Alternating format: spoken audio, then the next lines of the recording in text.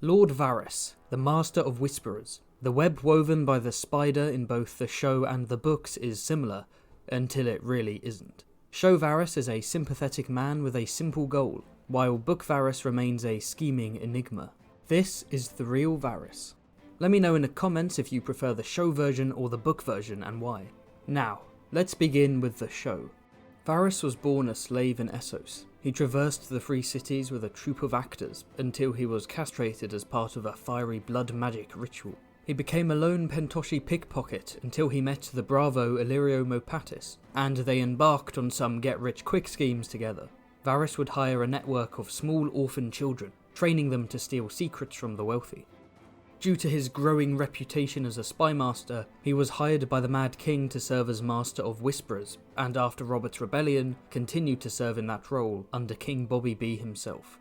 In Season 1, we meet the carefully crafted character that is Lord Varys. He is a bald, fat, effeminate man clad in fancy robes. At least that's how he acts on the small council, greeting the new Hand of the King Ned Stark, discussing the rise in crime in the wake of the Hand's tourney, supporting Robert's assassination plot against Daenerys Targaryen after his source Jorah Mormont reveals her pregnancy. He is less obsequious in private, warning Ned of Jon Arryn's poisoning and Robert's impending death, scheming with Illyrio Mopatis beneath the Red Keep, urging Ned to confess his treason while disguised as a jailer. What are the motivations of this mysterious man? He warns Illyrio that Ned is close to discovering the truth about Cersei's incestuous infidelity, thus risking a chaotic civil war that cannot be delayed. He tells the imprisoned Ned that he served the realm, although it seems like he simply wants to keep the realm stable for the time being. In Season 2, Varys continues to serve on the small council. He discovers that Tyrion has brought a prostitute with him, Shae, and visits her as a show of power, skill, intimidation. He becomes a pawn in Tyrion's sneaky plot to smoke out Cersei's pet rat, falsely telling him that he wants to marry Myrcella to Theon Greyjoy. Look how disappointed he is. Of course, the rat turns out to be Pycelle. Varys does not serve the Lannisters. Based on his alliance with Illyrio, he appears to serve the Targaryens. It is after this play that Varys presents his famous riddle to Tyrion. 3 great men sit in a room: a king, a priest, and a rich man. Between them stands a common sellsword. Each man bids a sellsword kill the other 2. Who lives, who dies? As Varys says, power resides where men believe it resides. After the Battle of the Blackwater, it is Varys who reveals to Tyrion that Tywin has taken all the credit for the victory. Before the season ends, he hires a new spy, Ros, a prostitute in Littlefinger's brothel. The spider continues to weave his web in Season 3. The silent introduction to this small council scene gives some insight into Varys. Littlefinger pushes his way to sit next to Tywin, desperate to be seen as the helpful ally. Cersei sits next to Tywin on the other side of the table, close to him but separate from the men of the council, while Tyrion sits at the other end of the table, furthest away from Tywin while also challenging his authority. Varys, meanwhile, humbly places himself in between Littlefinger and Pycelle. He is but a spider with nothing to prove. Lord Varys cooks this season. He tracks down the sorcerer who castrated him all those years ago and orders him off Amazon. He arrives in a box, bound and gagged. We never discover his fate, but it's likely that vengeance was achieved one way or another. We also learn from his spy Ros that Littlefinger has visited Sansa a lot and wants to smuggle her out of the city, citing the fact that Littlefinger's ship has 2 feather beds instead of 1.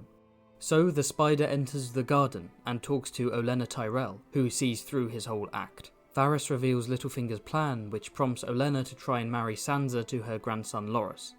Varys' relationship with Littlefinger in the show is quite interesting. They're constantly trading witty barbs. In Season 1, he raises illegalities within Littlefinger's brothels, such as corpses. It's a certified meathouse man moment. They both brag about spying on each other. In particular, Littlefinger reveals that he knows about Varys and Illyrio's secret meeting. Lord Redwyn likes his boys very young. Why they gotta do my boy Paxter like that, goddamn? In Season 3, Littlefinger reveals that he discovered Ros's treachery and gave her to Joffrey to murder, leading to his famous "Chaos is a ladder" speech. Chaos is a ladder. At the end of the season, he tries to bribe Shae to leave King's Landing, as she's a liability for Tyrion and Tyrion represents stability. Again, we can assume he wants the realm to be stable for now, because Daenerys isn't ready to invade yet, I think. Season 4 comes along and he's still on the council, informing them of the outlaw Sandor Clegane and bringing warning of Daenerys' 3 dragons and growing army. The spider speaks with the viper. Oberyn boasts about his gaydar and assumes Varys was gay before being castrated, but Varys reveals that he was never interested in sexual pleasure, which puts a question mark over what purpose a castration serves to his character beyond simply disliking magic, which never even concretely affects his storyline in any way, but I'm getting distracted. During Joffrey's wedding, Varys looks visibly disgusted by his antics. Later, when Tyrion is falsely accused of the king's murder, he does not protect his acquaintance, but acts as a witness against him, giving evidence of all the times Tyrion roasted Joffrey. In the finale, Varys helps Jaime free Tyrion and smuggle him across the Narrow Sea. We learn in the next season that he was asked by Jaime and was too afraid to refuse. He hears the bells tolling and decides to join Tyrion. Wait, I thought the bells meant surrender. They're surrendering Varys, where are you going? Let's jump from the first 4 seasons to the first 3 books. Book Varys has a very similar arc, although we don't see as much of him. He's an effeminate, powdered eunuch wearing rich silks and velvet. On the surface, he's a mysterious, obsequious schemer, the sly spider of the court. Is he even truly a eunuch? We don't know. He utilises more disguises in the books. A begging brother, a jailer named Rugen, even a woman at one point. If anyone uses the phrase femboy Varys in the comments, I will ban you. It's unknown what his sexuality is. As a eunuch, he is not driven or distracted by lust. He uses his traumatic mutilation to his advantage, which is why the revelation about him being asexual in the show feels completely pointless. His background is almost identical to the show. Varys was born in the free city of Lys. He has no hair and his eye colour is never described, but the Lyseni generally favour the Valyrian look. The orphan joined a troupe of travelling mummers until one fateful day in Myr, when a man purchased him, paralysed him with a potion, sliced off his manhood, and threw it in the flames. According to Varys, he heard a voice. Unlike the show, we never know if Varys ever tracked this sorcerer down. The poor lad resorted to selling stolen goods and himself, eventually becoming the best thief in Myr until a rival chased him out. He fled to Pentos, where he met a fellow Sigma male grinder, the impoverished Illyrio Mopatis. They concocted a scheme. Varys would steal from thieves, and Illyrio would return the stolen items to their wealthy owners for a small fee. Varys trained a spy network of little mice, orphans who stole letters, ledgers, and charts from the wealthy. After all, knowledge is power. King Aerys II, who was growing distrustful of his family and his hand, hired Varys to be his spymaster. The eunuch supposedly dripped poison into the Mad King's ear, turning him against Rhaegar. All the while, he built up a spy network of little birds, and learned the secrets of the Red Keep. Varys pleaded for Aerys to keep the gate shut when Tywin came, either to protect the crown or save his own skin. Alas, Tywin sacked the city, and Sir Jaime Lannister murdered the Mad King. Varys, Pycelle, and Sir Jaime were all pardoned by the new King Robert Baratheon, and they kept their positions. Which brings us to the first book. Varys' story plays out very similarly to the show. He sits the council, uses Jorah as a spy, schemes with Illyrio while in disguise, tries to alert Ned to Robert's inevitable death, reveals that Jon Arryn was poisoned, and persuades Ned to confess to treason. Varys also suggests blaming Sir Barristan for Robert's death, which results in the knight being removed from the Kingsguard and fleeing to Dany's cause. At this stage, it appears as though Varys is a secret Targaryen loyalist who wants Viserys or Daenerys to take the Iron Throne.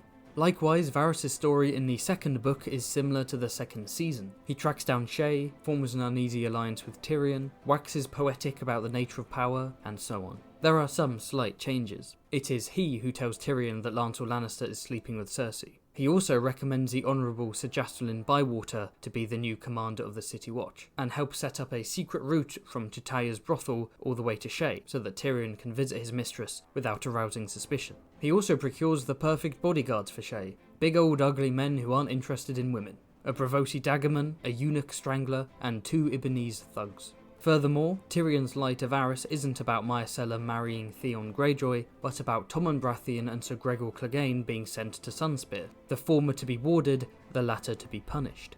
There is also the matter of Tyrek, the Lannister cousin who does not appear in the show. He goes missing after the King's Landing riot, last seen a horse, and some suspect Varys snatched him away for future use. The third book is the final time where the Varyses are somewhat consistent with each other. He testifies against Tyrion at the trial, but later frees his ally.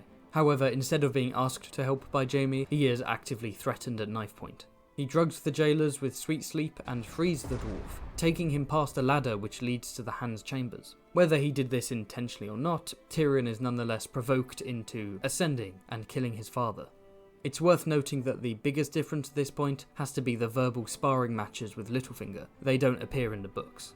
Season 5, baby! Now things are really diverging. Varys and Tyrion arrive at Illyrio's manse, although Illyrio himself is not there. Turns out Varys is a Daenerys loyalist and always has been, and believes Tyrion would make a good advisor for her. The good of the realm shtick seems to be legitimate, with Varys acting as though Daenerys has proven herself to be especially fit to rule the Seven Kingdoms. She is stronger than Tommen, gentler than Stannis, loved by millions, etc, etc. If that's the case, then why was he previously supporting Viserys Targaryen? Either he knew of the young man's cruelty and mental instability, or he knew nothing about him. Or did he predict that the Dothraki would inevitably kill him? First of all, that's stupid, and secondly, why would Dany be any better? At the start of season 1, she's just a meek teenage girl. Varys is acting like he's suddenly decided to root for Dany, but he's been a Targ loyalist since season 1. We never actually find out why. This, of course, is the result of the show eradicating the young Griff storyline, but we'll get into that later. So the dynamic disabled duo depart for Meereen by way of Volantis via carriage. After Tyrion is kidnapped by Jorah, Varys vanishes from the story until the finale, when he rolls up to Meereen. The city is a powder keg, and Tyrion needs his old allies' help.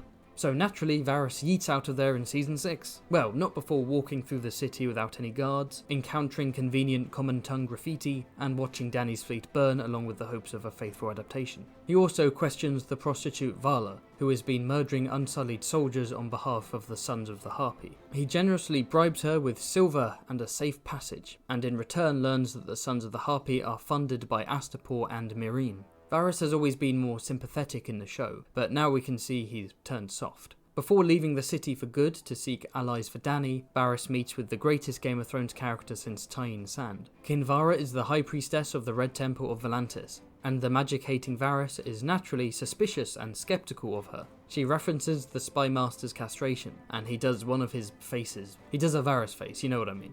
Varys later appears in Dawn to persuade Olenna Tyrell to declare for Team Targ, because apparently she's now in charge of the Reach. There are no House Tyrell is extinct, everyone, it's genuinely over. He then transports back to Essos onto Dany's ship.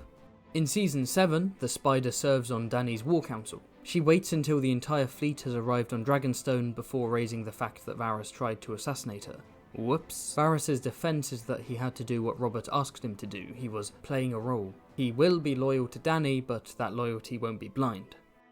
Varys later confronts Melisandre. Is it just me, or does his face look weird in this scene? Is this the only scene where he doesn't have a powdered face? Anyway, Melisandre decides to be a bitch and tells Varys it's his fate to die in Westeros. I mean, that's where he lives, so I don't know why he looks so shocked. So yeah, Varys being scared of magic basically results in him disliking 2 sexy red priestesses, and that's it. He doesn't really take his character anywhere.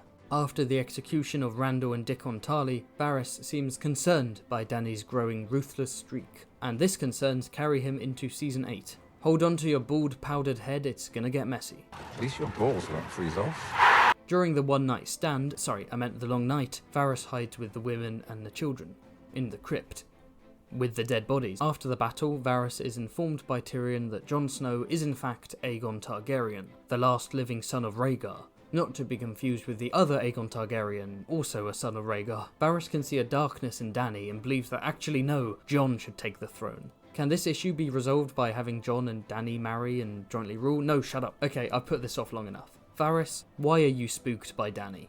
Your original plan was to put Discount Joffrey on the throne, you can't complain. You act like you genuinely care about the good of the realm, you act like you suddenly decided to support Dany after season 4, but you've been rooting for Team Targ since season 1. How would a crazy tyrant invading with an army of savage looters help anything? Why not just focus on making the crown as stable as possible? Why upend it by supporting a crazy young man and or a meek teenager? What personal connection do you have with the Targaryens? How is it related to your friendship with Illyrio? Because that's never expanded upon. The character disappears after season 1 for some reason. His motivations make no sense. Don't get me wrong, they're also messy in the books, but we're given enough bits and pieces and there are theories that fill the gaps for the future. The show is officially over and we have no idea why this man was ever flying the Red Dragon. Just who and what is this character? Anyway, the fleet is attacked because Dany kind of forgot blah blah blah, and Varys swims to safety thanks to being a merman. The ultimate flip-flopper tells Tyrion that actually now he supports Jon Snow as king because he's more based or something. Varys tries to poison the monarch he spent so long scheming to serve, and insists to Jon that he take the throne instead. But of course, he don't want it. Tyrion sells out his old friend because he's a pathetic cuck now, and Varys is turned into a crispy spider by Drogon.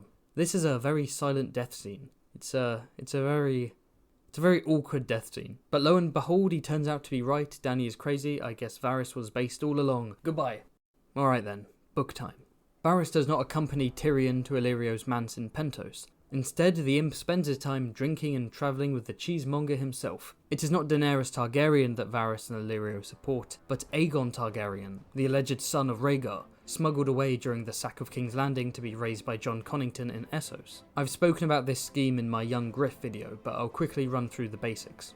Varys and Illyrio want Aegon to sit the Iron Throne in return for land, gold and council positions. Aegon has been raised to be the perfect monarch, learned in the way of diplomacy, history, poetry and so on. Of course, Aegon may in fact be Aegon Blackfyre.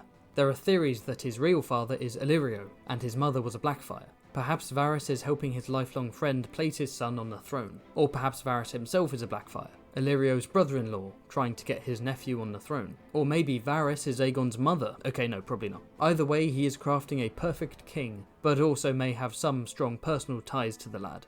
Varys stays behind in King's Landing to cause chaos and aid Aegon's inevitable invasion. He leaves behind a house guard and a coin in Rugen's cell. With Varys missing, so too is his jailer alter ego. The coin makes Cersei paranoid that the Tyrells paid off the jailer to free Tyrion and escape. Preying on Cersei's increasingly paranoid mental state and the growing tensions between the Lannisters and the Tyrells, Varys causes more chaos by murdering Grand Maester Pycelle and shooting the regent Kevan Lannister with a crossbow. His motivations are threefold. For one, he removes a competent player off the board. For two, Kevan and Pycelle could be replaced by Tyrells, thus exacerbating the tensions. And for three, the use of a crossbow and his little bird's daggers will make Cersei believe that Tyrion is responsible and hiding in the walls. So what fate awaits the spider in the winds of winter and beyond? Aegon Targaryen may just take King's Landing, in which case we'll see Varys serve yet another ruler as Master of Whisperers. If he truly did kidnap Tyrek, perhaps he'll place the lad as the puppet lord of Casterly Rock.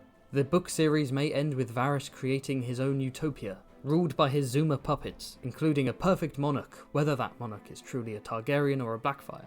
But that's not a very likely ending. Varys claims to serve the realm, but his actions serve to maintain stability until the time comes to unleash chaos, and give his chosen monarch an advantage while invading. He is willingly bringing about death and destruction and pillaging to get someone on the Iron Throne instead of trying to better the crown as is. He must see himself as a utilitarian. His means, assassination, child mutilation, warfare, will be justified by a desired end.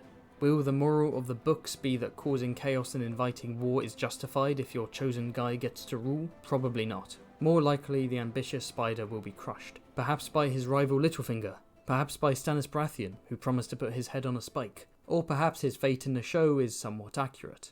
If a second Dance of Dragons kicks off, Varys' ambitions may literally go up in flames, along with his intricate silken spiderweb. Thanks for watching. Like the video and subscribe to Fantasy Haven if you enjoy animated A Song of Ice and Fire lore. If you're interested in exclusive content such as the history of House Dane and other perks, feel free to check out the Fantasy Haven Patreon. You can also support the channel by checking out the merch store at fantasyhavenmerch.com. The links are in the description below. To watch the real Sand Snakes, check out this video. Special thanks to my Lord of Light patrons, Andre, Alex the Pagan, Caden, Colshot and Devcole. Let me know in the comments which characters I should explore next. See ya.